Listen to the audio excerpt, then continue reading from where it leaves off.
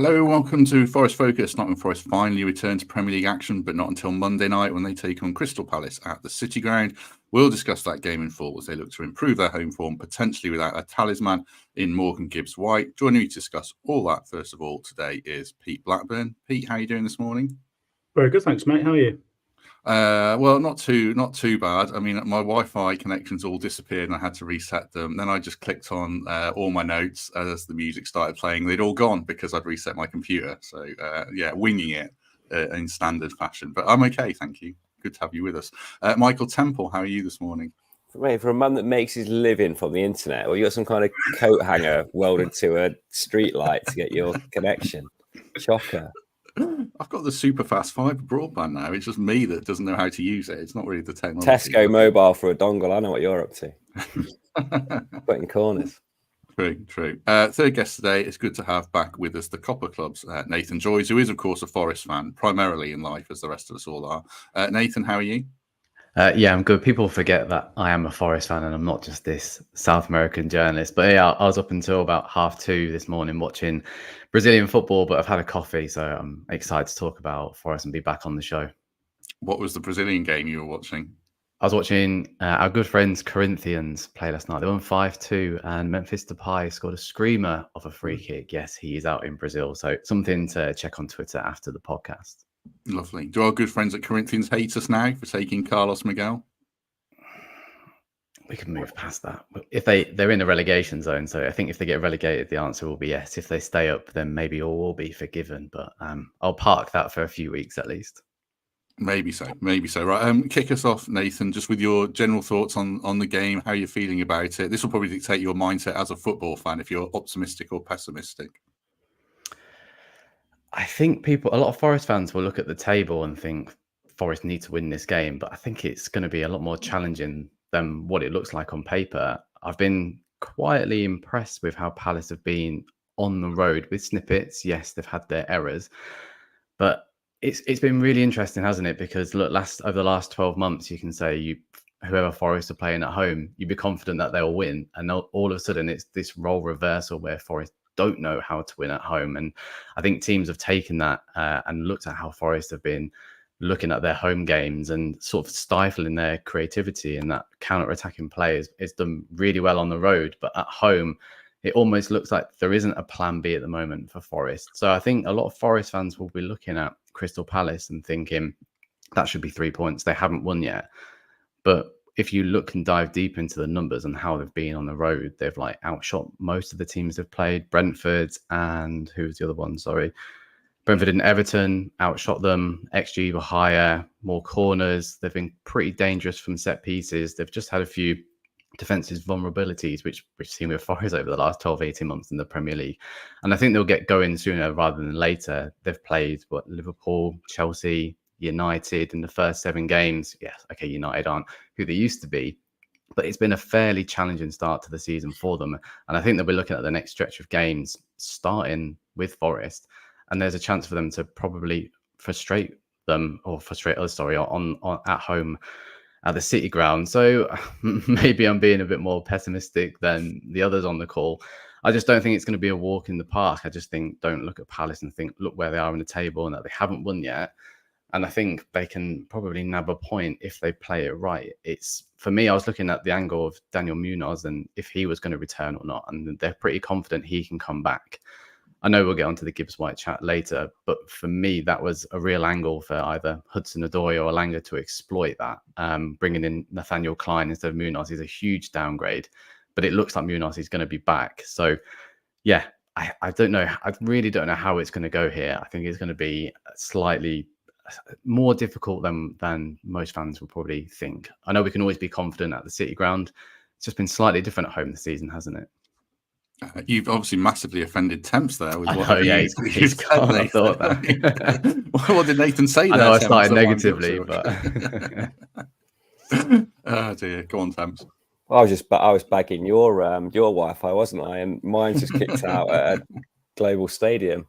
I didn't catch the question, but I echo what Nathan says about the underlying qualities of Crystal Palace, but they haven't realised that yet. They're not you said Man United aren't what they were. Palace aren't what they were, which was a team that habitually finished 13th in the Premier League, found goal scorers, had exciting wide players, and could cause damage to anybody on their day. So I think they've lost that. I think they're still trying to find their way to play, and I am confident that this is a game that Forest will win. We've got our own problems in house.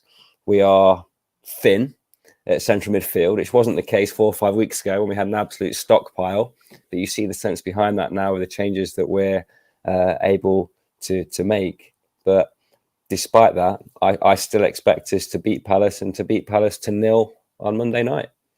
Thank you for, as Forsbocken says here, do us a favour, hit like if you haven't already. It will be very much appreciated. I've watched a few Palace games, Pete, already, because they've been on Sky quite a lot, because as Nathan says, they play some of the bigger clubs. They don't look like a million miles off it.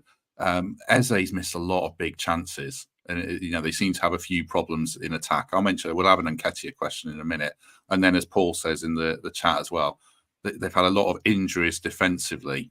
It feels like they've played teams at the wrong time. I don't know. Are you worried they're coming out the other side of that now or not?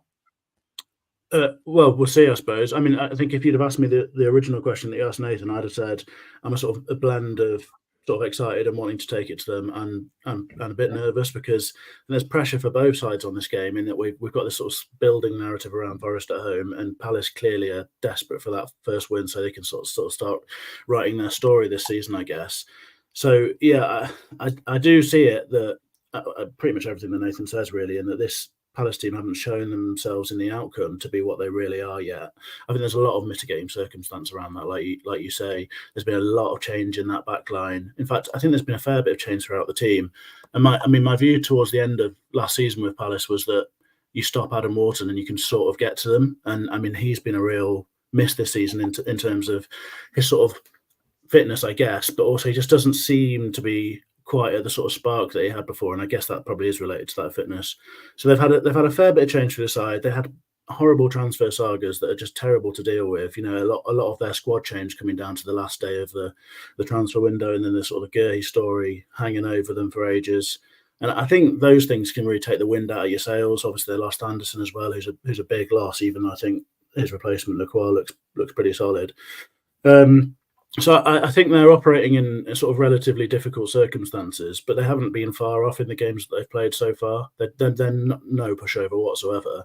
I think Forest need to go into the game with real positive intent and looking to take it to them, because I think I'm right in saying that I think they've only scored 1 goal in the first half of the game this season so far. And given the sort of state of their season so far, outcome-wise, if we can get at them and get on top, then who knows what the mentality is going to be like. They're going to be feeling a bit down and out if that's the case. So, yeah, it feels like a game I'm more nervous about than I have been for a little while, because so many of our games recently have felt sort of like free hits, big away trips to places where there's no great pressure on us to perform.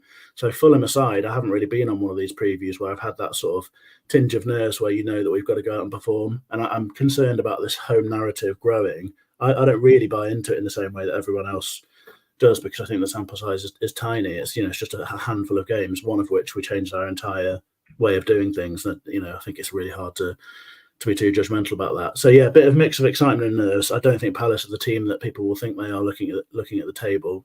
But having said all of that, I think it's a game where we should be focusing more on ourselves than we should on them, and going up with real intent in this one. Slightly Billy Davies-esque answer there. I ask you a question and you tell me the question you want to answer. It's a politician's answer, isn't it? That was my dream growing up. So thank you for that.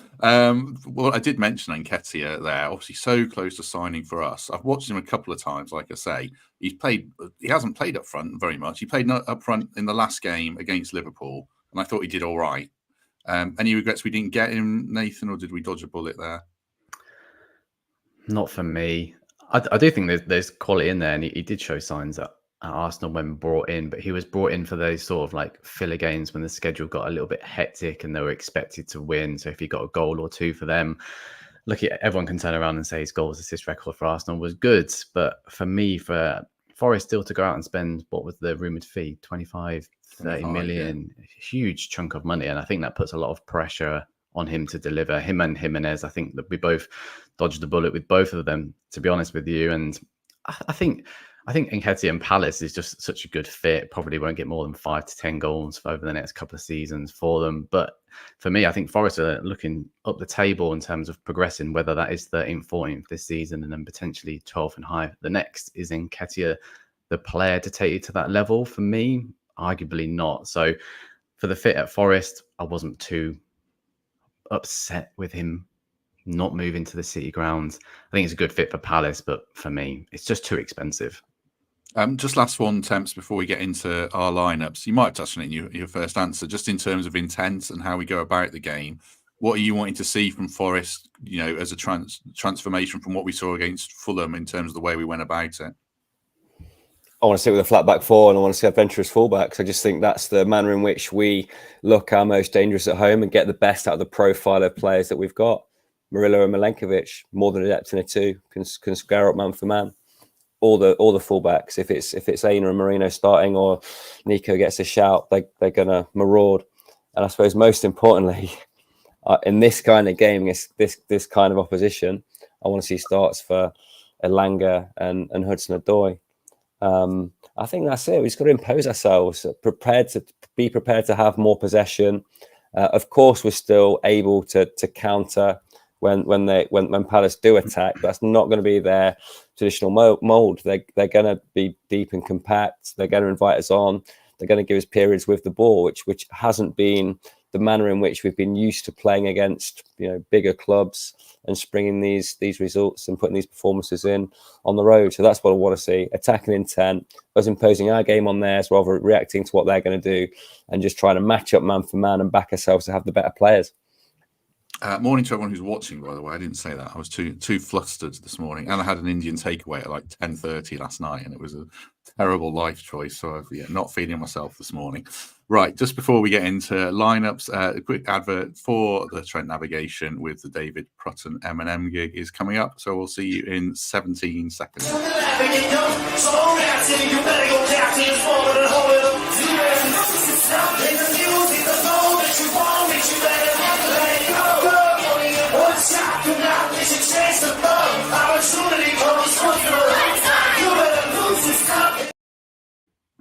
Sorry if that was extraordinarily loud. It was in my ear. Even though my wife says I can't hear anymore, but maybe I'm just not listening to her. But it was pretty loud for me. That is after the West Ham game, by the way, on the 2nd of November. So, do get down to NAV for that one. Free entry.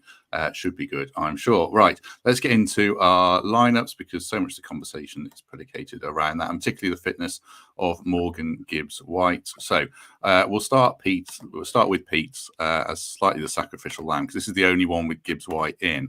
I suspect he probably won't play. Temps is the Gibbs-White whisperer. He was outed on Monday. Tried to give you the exclusive, didn't want it, shot me down. Just asked if you had inside information, but yeah, we think he probably won't play. Let's say that. Pete, you've got Gibbs-White in case he does play. It's sort of a team that picks itself, but just talk us through it briefly. Well, I guess this is the team where we're living in a sort of slightly odd, different world where what's going on out there is actually some sort of incredible immersive theatre performance from Forest and Gibbs-White. Temps has been absolutely lured into it. Temps is sort of on the side.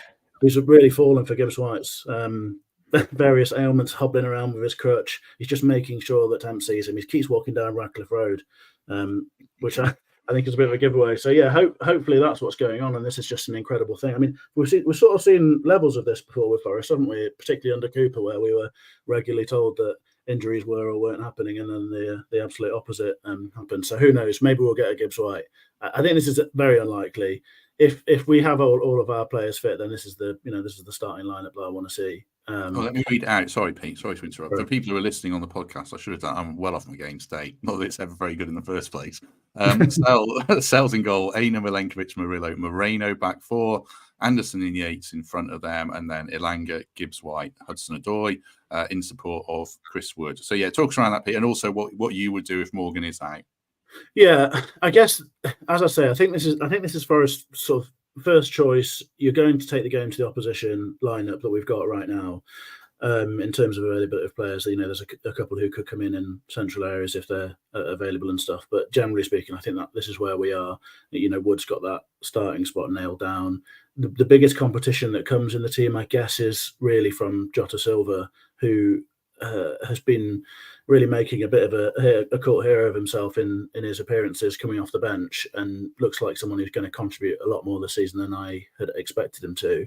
I'm sort of just about holding on from picking him in the first team. I think a mix of reasons for that, motivations. I think firstly, him coming off the bench is a brilliant option for us, and I don't think we should underrate that.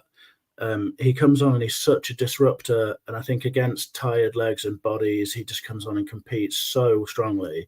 And I think that's a really powerful weapon for us. But I sort of feel a little bit bad about using those attributes to not pick him in the first team, because he's sort of beginning to justify that spot. But I think Elanga can be a massive weapon for Forest. We saw that in the first 6 months of last season. He was arguably our best player, I think, for the first half of last season. So dangerous. And we talked a few times before about how he seems to have changed his game a little bit. He's coming inside a bit more. He seems to be sort of taking a bit of the edge off that just real rapid, getting behind, run and cause chaos. So I sort of want to see us wrap an arm around him and really sort of invest in getting him back to where he can be, because he's just a huge weapon, and the opposition really have to worry about him there. So that's my lineup if Gibbs-White is doing his immersive theatre performance. If not, I'm bringing in Dominguez personally, having Dominguez play next to Yates and Anderson moving up to play in, I suppose, nominally a 10 role, but they could be a 3 in midfield depending on how we feel the balance is best suited. We talked before, I don't think we really have obvious 6s and 8s in those positions. They're sort of all-rounders, a lot of those players. So you can't really find a holding midfielder in the Forest squad if Sangare isn't available. I'm not even really convinced that Sangare is that player, to be honest. So I think you need a blend of those players, and that's part of the beauty of Dominguez, is he brings so much to the team. His work rate is outstanding, brilliant presser. I think he can probably be a bit more disciplined than he's given credit for. His defensive attributes are absolutely outrageous and barely talked about, which I think is crazy. I think he's among the best tacklers in the league, brilliant interceptions, breaking up play. He can do all of that stuff. It's just I think he's struggled a bit because he's often been placed in a position where he's has to do a job on a opposition rampaging fullback or double up on a winger or whatever. So I think it'd be nice to see him come in, play alongside Yates. It would give us plenty of bite and plenty of energy in midfield. And I think it would be nice to reward Anderson for good form. But similar to Dominguez, he's been doing that in a sense. He's very often been picked in a position where he's trying to limit an opposition player as much as he's showing his own strengths. So I think it'd be nice to see him replace Gibbs-White. He's got the same sort of industry as Gibbs-White. I think he gets around the pitch and he's athletic, and he can also bring those creative aspects. So that's the way I'd go. I think that would give us a midfield that would hopefully outnumber theirs and give us plenty of energy and give us a platform for Hudson-Odoi and Elanga to go and attack the opposition. Excellent. That does lead nicely into Nathan's team, actually. We'll go into that, and I'll read this one out and then get Nathan's thoughts on it. So, same back 5, Sels, Zaino, Milenkovic, Murillo, Moreno, Yates and Anderson sitting, Elanga and Hudson-Odoi wide with Wood up front. And then Dominguez, this is assuming Morgan doesn't play, Dominguez playing as the slightly more advanced role. I've sent it as Nathan sent it to me, with Dominguez not quite a 10, but Nathan can talk around that. So, yeah, what's your thinking, Nathan? Yeah, I was worried that you were going to do a similar template to Pete's then and have Dominguez higher up the pitch, and then people would have their pitchforks out for me. I think Pete's done a brilliant job of talking about Dominguez. Highly underrated, and this is me taking my South American cap off as well. I think people just think I'm going to be more biased towards the South American players, as I can be. But Dominguez is a wonderful player, highly underrated. I think he's still... I think the manager clearly likes him, but still doesn't know his natural position. And I think what we saw with Danilo last season is he just lacks consistency. When Danilo played consistently, he was brilliant. When he was brought in for games here and there, that's when mistakes started to creep in, and that's when a few Forest fans started to sort of weigh in and have a go at Danilo. And I think it's the same for Dominguez. He's sort of that first reserve, isn't he, where he just slots into any of these positions. Now, I actually think I agree with what Pete said, but for me, I'd have Dominguez playing slightly higher. Now, if you look at his heat map from last season, He played really well in and around those pockets of space where he can either get closer to Hudson-Odoi or Elanga, who will need support at times. And for me, higher up the pitch, he's the most similar to Morgan Gibbs-White, what we have. I think Pete touched on it perfectly there, saying we have a huge mix of players. Are they sixes? Are they eights? But for me, Dominguez can play in that higher role. We saw it way back in Argentina for Vélez Sarsfield, where he was in and around the box. But then when he moved to Italy for Bologna, he played purely as a number 6 defensive midfielder. And like, as Pete said, he was excellent as a ball retriever. Like, his defensive stats were the best in Europe. And I think he's brought that to the City ground as well. But just giving him that little bit of license, I think he has the technique and the quality just in and around the 18-yard box when he is allowed to venture forward, which Forest will be lacking without Gibbs-White. When we don't have Gibbs-White, it's the Achilles heel, right? Obviously, he's so important to the team, but we don't have anyone who has that sort of like edge in and around the box. And I really think Dominguez can play in that higher role. So if Gibbs-White is to be out, say, for the next 1, 2, 3 weeks, I'd be consistently putting Dominguez in that role. And yes, he may not have the best game straight away with Palace, but you've got to bear in mind he's playing 50 minutes here, 60 minutes there in different positions each week. So finding this role as that number 8, and I think having Dominguez, Anderson and Yates, if you look at Palace's team, like a lot of the play comes through Adam Wharton and Lerma. Now, Lerma's just come back from international duty in Colombia. Wharton's obviously fitness we've already spoken about.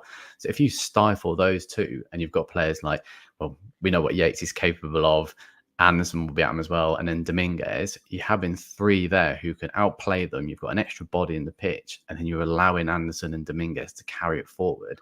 And then you've got Hudson-Odoi and Elanga, hopefully, who can help produce with Wood. And I know it sounds like I'm just agreeing with everything Pete said, but I think Jota off the bench is perfect. I know you feel a little bit harsh to be like, well, when he comes on, he excels.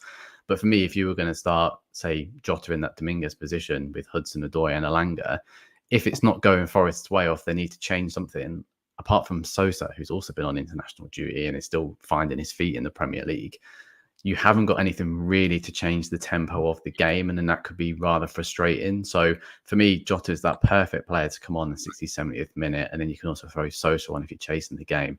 But I just think there needs to be a little bit more respect around Dominguez's name and playing him in that slightly higher role with Anderson. I think that could really work at home.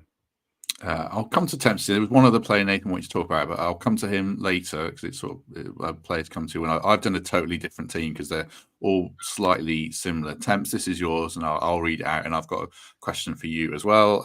Same back 5, Sels, Aina, Milenkovic, Moreno, Yates, Dominguez sitting, and then Anderson as a 10, Elanga, Hudson-Odoi and Wood. Talk us through your general thoughts, Temps, and I've got a question for you.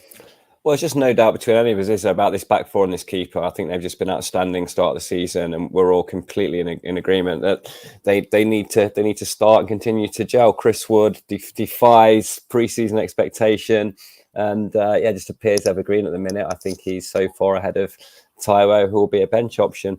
The only surprise that I think might be sprung is inclusion for Jota Silva. To Eddie Jones's method as England rugby manager, he did brand certain players' finishes, didn't he? Those he wanted on the pitch when games were broken last 25 minutes. And I just wonder if Nuno has Anthony Elanga in that kind of category at the minute and rates him extremely highly, but knows he can be that bit more effective for the last 40 rather than the first 45. So, yeah, this is the team I would pick if I was in the chair. But I know there are nuances and points of style and tactical points which may spring a bit of a surprise. I take the fella's points as well on Dominguez. You don't get the best of him here in a pressing sense, but I just think he has that tenacity, and I'm desperate to see what Anderson does when he's on the ball more in the final third. He's been dropping into that deep lying playmaker position, into play with James Ward-Prowse, who's just given us so much structure in the opening weeks of the season and will be missed almost as much as Morgan, who for my money isn't playing on Monday, and we need to find a way to operate without. Brandon asks in the chat, a fair question, is Matz Sels fit? Because he did miss international duty. I think he probably is. I was looking at training footage that they put out on Instagram, and you couldn't see the keepers. I don't know if that's a deliberate thing, but I think we're starting to think that Forest like Arsenal and just like us putting Declan Rice in a number 7 bib. I saw they did that this week, and I don't know if we're that intricate in terms of subterfuge. I suspect Sels is fit, but if not, Carlos Miguel's champing at the bit. Actually, I'll come back to Tempting one sec. Carlos Miguel, Nathan, I guess you've seen more of him. You wouldn't have any problems if he had to play, would you? No, definitely not. And it's the goalkeeper. A goalkeeper coming into any team is always difficult, because as soon as they make one mistake, it normally leads to a goal. And within that, what was it, the first 30, 40 seconds against Newcastle, it went horrendous for him. Whether that was his mistake or not, I'll leave that for the comments. But when it came to the rest of the game, I thought he stood up and like he celebrated his penalty saves as if it was the final at Wembley, and like he's clearly like waiting for his opportunity. But he had to wait for his opportunity in Brazil for a number of years, so I think he'll be fine sitting on the bench in the Premier League, whether it's half season, season. But for me, like last season, there was a complete worry around who was in goal, and for me this time round, I think because Forest won't be flirting around the relegation zone, probably give it a bit more time for Miguel to settle in if and when he comes in. But I'm excited to see what he can do. He's definitely a character. Do check out the video that came out yesterday with James Belshaw, the Harrogate keeper, who I know, who did lots of really good analysis on Matz, Sels and Miguel. And he didn't think that goal against Newcastle was his fault at all. He thought he actually did as much as he could with it. So it was interesting to hear that from a pro keeper. Just going back to you, Temps, lots of people will be watching this now or listening to it later saying, well, just play Jota Silva as the number 10. He's earned a chance and plug him in there. What is it about his game that you mentioned in playing sort of Elanga? Do you need to get that? It's not my phone, mate. It's actually my incredibly loud doorbell, which I just tried to pretend that nobody heard, but clearly they did. That was your phone. No, you're all right. What is it, Temps, about Jota as a 10 that you're not seeing for this game? He's kind of gloriously unstructured, isn't he? And chases everything, gets everywhere, does affect the game. He's all heart. And that probably been him a little bit of a disservice there, because we've seen moments of subtlety, like the goal at Newcastle, where there's a real player there. His impact on the bench when he came on with Sosa in that fixture as well. I just think he has got a lot about him. Is he the man that you'd put into a structured midfield that when it's 0-0 in a Premier League game, you're not quite sure how it's shaping up, what the script of the game's going to be, and if you need that kind of unstructured energy, I'm not sure. I just think that the personnel that we've deployed in the team that we see on the screen there is just that little bit more solid.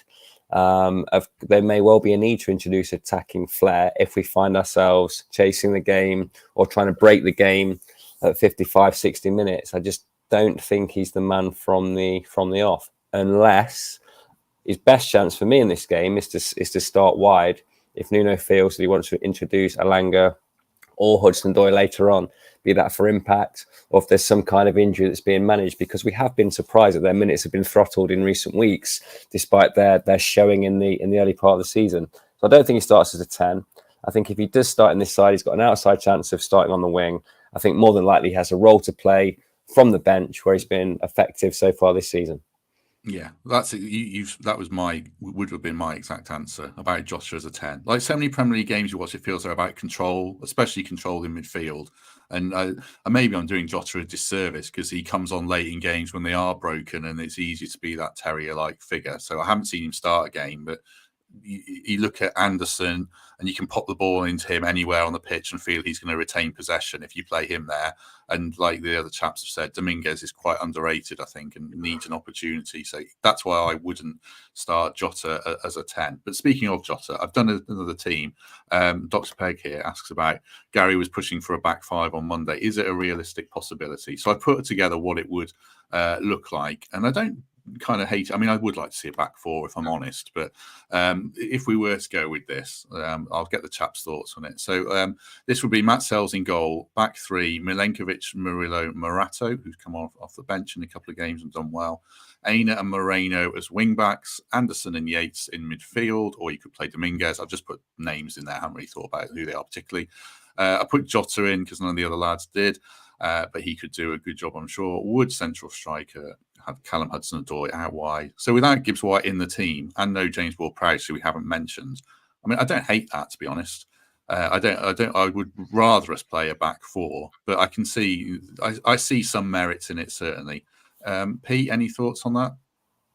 I mean, I guess that the main question I would ask is, what's the point? I'm not sure what you'd be trying to achieve, and I think you'd be matching Palace up, wouldn't you? Palace tend to. Well, not necessarily. Well, I mean, not necessarily, because I don't think we're really confident that Palace is definitely going to play the system they have. Well, no, I mean, I've done the opposition preview already with Matt Watson, the Team Called Palace podcast, and he did say he thinks they might switch to a back four to try and find some form.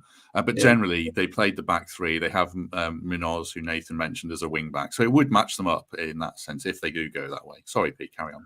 Yeah, no. So I think the point I was sort of making is I don't think we're that confident about how they're going to line up because of Munoz's fitness, and there's question marks over quite a few of their potential starting 11. To be fair, also when Palace play that system, from what I've seen, it's slightly more of a hybrid between the sort of proper box that we often see with the 3-4-2-1 and what you've got out there, which is like two proper wide men. Really, I mean, you're not going to see Callum Hudson-Odoi come into those central spaces to actually, for a significant amount of time. He's going to cut off the wing to get shots off or whatever. But I mean, I don't like the system. I guess it's the Conte 3-4-3, isn't it? Which teams often have success with. But personally, if I'm playing that sort of system, I want to play the 3-4-2-1 with the box in midfield, because it gives you the control. And as we talked about, I think that's so often a key part of Premier League football now.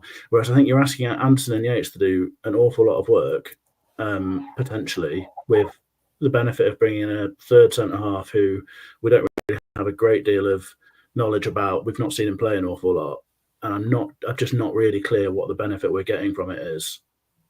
The reason we won't play this shape is that 3 at the back is not more attacking than 4 at the back, because with adventurous fullbacks, you can play a super attacking version of 4 at the back, create overlaps, create the space without the need to have 3 centre halves on the pitch. So in selecting this team, we've removed the Dominguez character, which will affect the press for Morato, who will be a threat from set pieces and will make us that little bit more defensively solid. This is the team that you play if you want to look with 10 minutes to go, with Moreno and Aina reined in, tucked in, playing far deeper than they are on the graphic. But there's no logic for me in this 3 at the back when we're playing lesser opposition at home and 4 at the back when we're playing the big guys away. 4 at the back is our means of climbing this table, of having players on the pitch who can affect games, create chances and score goals. And I just think we're not playing to the strengths of this side if we do start with 3 centre halves, because admittedly we have challenges at the minute with suspensions and injuries, but our depth is in central midfield. Our exciting players want to operate out wide. And if we're starting 3 centre halves, that they're being benched, and that's not good for the type of progress that Forest want to make as a side. Just before I come to Nathan, as Jonesy says, do us a favour, hit like and subscribe. Other people are doing this for me because I feel like less of an idiot doing it. So thank you very much for that. Nathan, give us your thoughts, but also you were kind of umming and ahhing a little bit over whether Nico Williams has earned a start, I guess on the back of decent appearances off the bench. And he had a really good game for Wales. But your thoughts on Nico and what Gary was pitching for on Monday?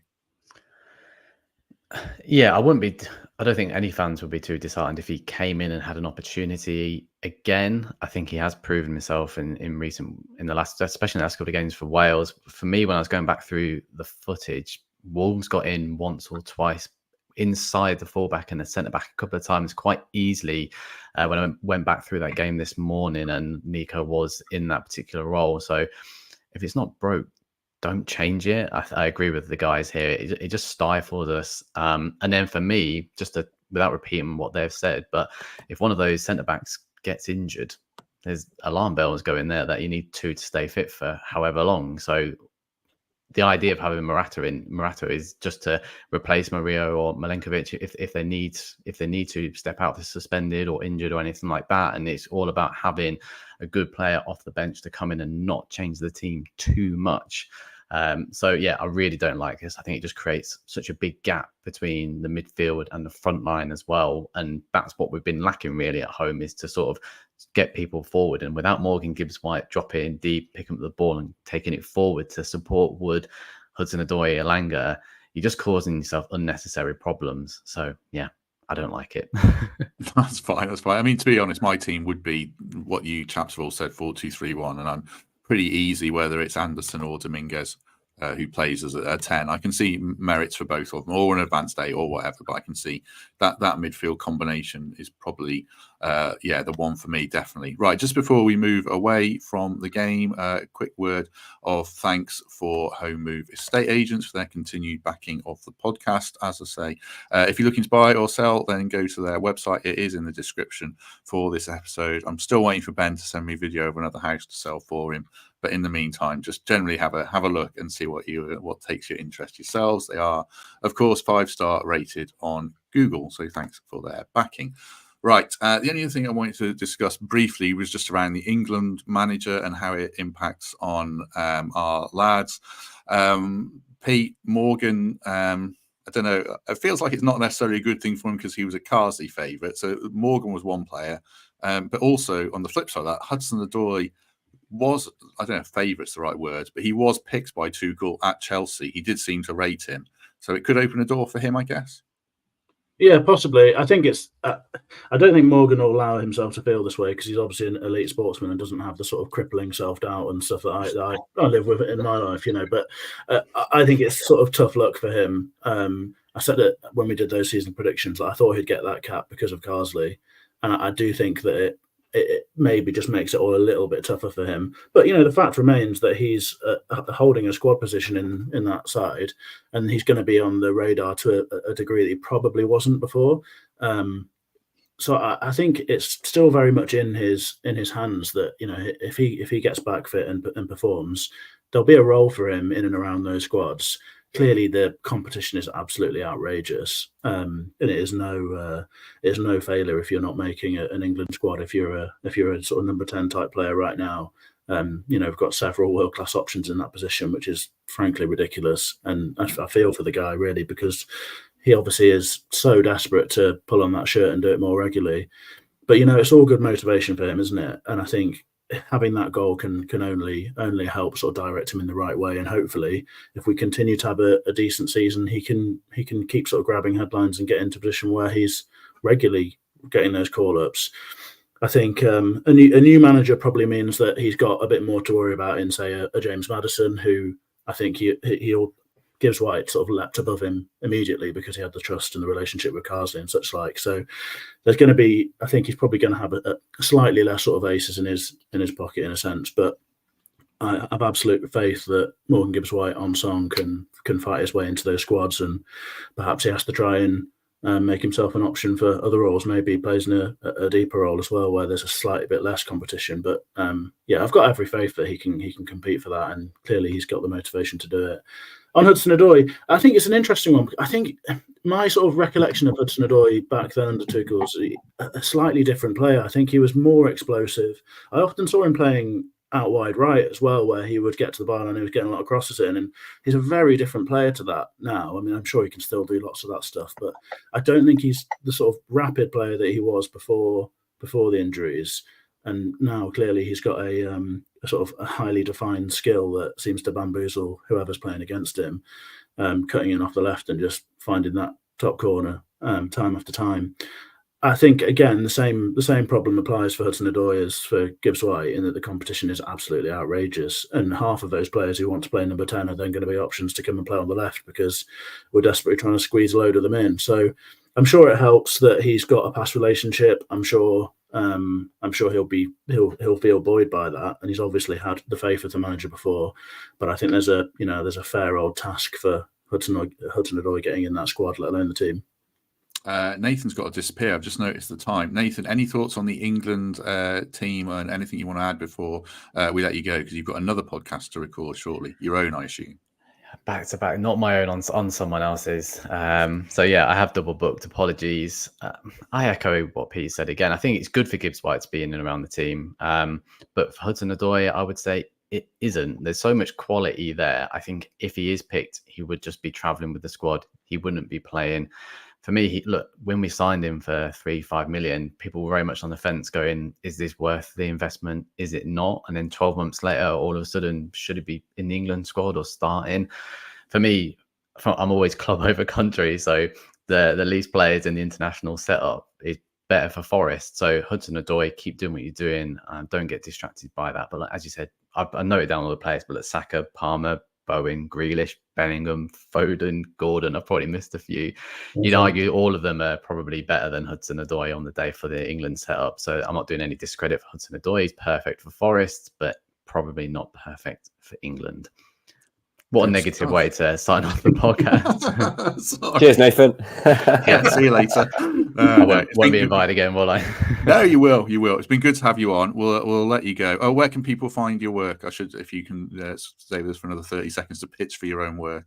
Yeah, of course. I'm always spouting about South American football with a sprinkle of Forest on Twitter. So at Nathan Joys 1. I still don't know who took at Nathan Joys. There can't be many of us, but yeah, at Nathan Joys 1, or the Copa Club for anything South American. Excellent. Joyes, not Joyce. That's it. Yes. Yeah, not like the old lady. Joyes. Very good. Very good. Cool. Right. We'll let you go. Good to see you. Thanks very much, Nathan. Cheers. Bye. Right. Temps, I was thinking on the fly as well here. When Tuchel was manager, I think he played with 2 number 6s. I think it was Jorginho and Kante or Kovacic. Thoughts on Gibbs-White and Hudson-Odoi, but also it feels silly in a way, but Ryan Yates, at the start of the season, we were not even picking Ryan Yates in our Forest team. And, in a couple of weeks, we might not be picking Ryan Yates in our Forest team when everyone's fit again. But as we sit here right now, can you make a pitch or not? You're getting carried away putting Ryan Yates into an England team.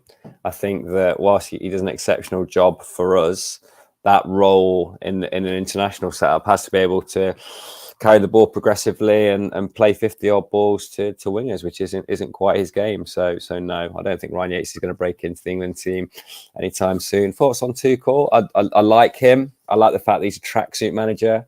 I think he'll be involved very much on the training pitch. As a kind of elite level Steve McLaren, if you like, a coach who manages rather than a manager who delegates the coaching. I think that's important for England. I enjoyed his press conference. It's the most scrutinised job in world football. And I don't particularly like the fact that red top journalists are already asking him if he's going to sing the anthem and all these silly little sideshows. He's there to make England win.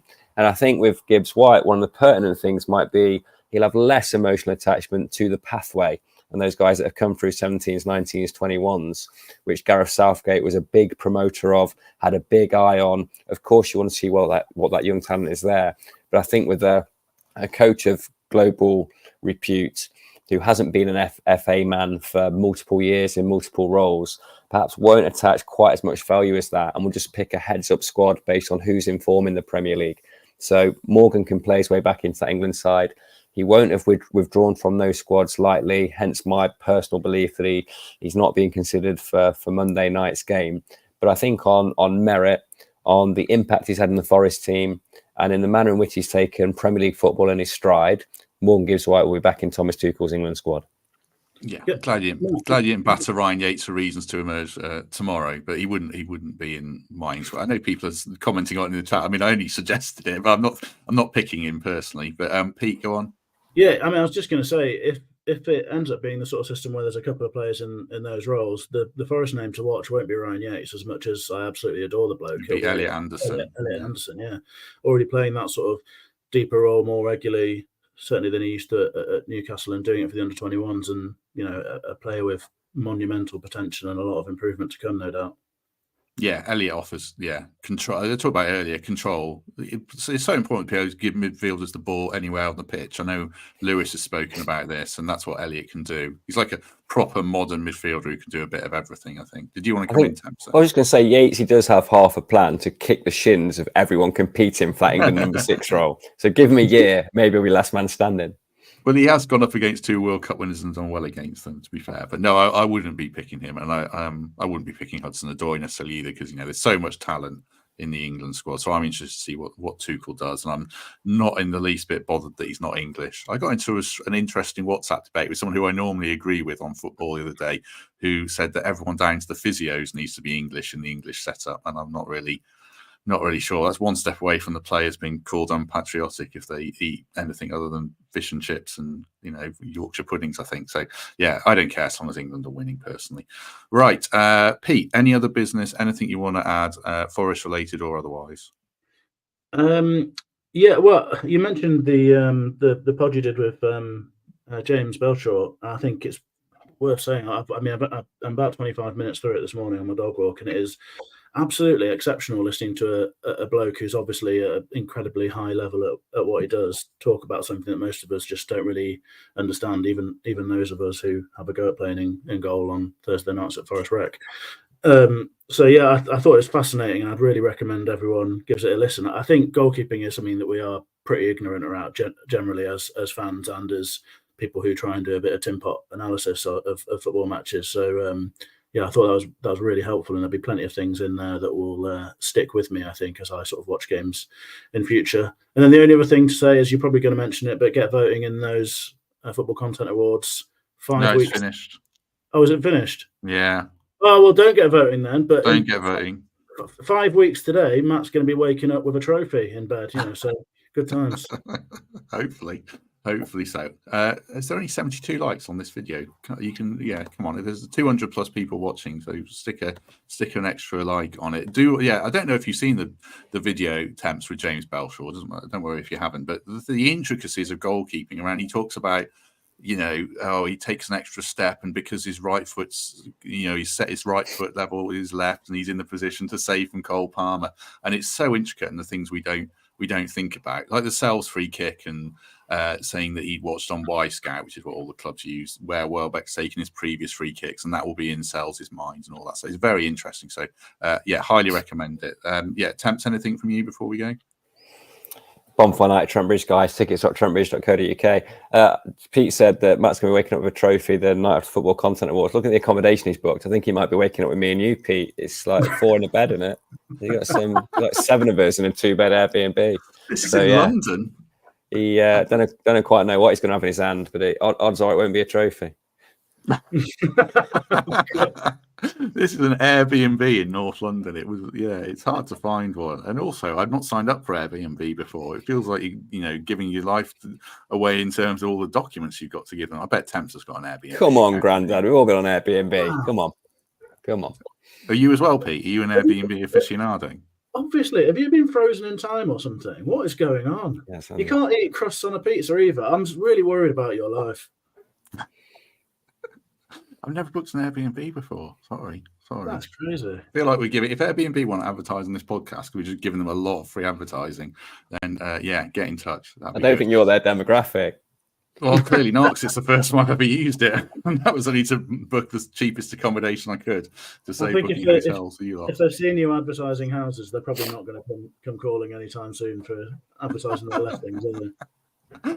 Don't say that. People, are advertising. Sorry, no, he's really good at it, Ben Sales. Please give us more, and let's get some Burton Joyce houses sold. Yeah, exactly. I assume that Burton Joyce house is gone. That was ridiculously nice. So, it sells itself, that one almost. No, you need an estate agent to sell that one. Sorry. I'm so good at this. Right, if you've enjoyed this, do us a favour and hit like on the video. Do subscribe. Become a channel member. You get early access to videos like the really good James Belshaw one, and the one which will be out tomorrow. I'll put out tonight for channel members. So check that one out. And then, like I say, guest interview tomorrow. Sunday will be opposition preview with Matt from a team called Palace. Post-match on Monday, and then we'll have podcasts every day until next Friday when we play Leicester City.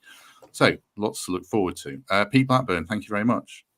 Thanks for having me. Looking forward to next week and a couple of games. And on the road to Leicester, I'll be going for my first away day for a while, so I'm excited for the week.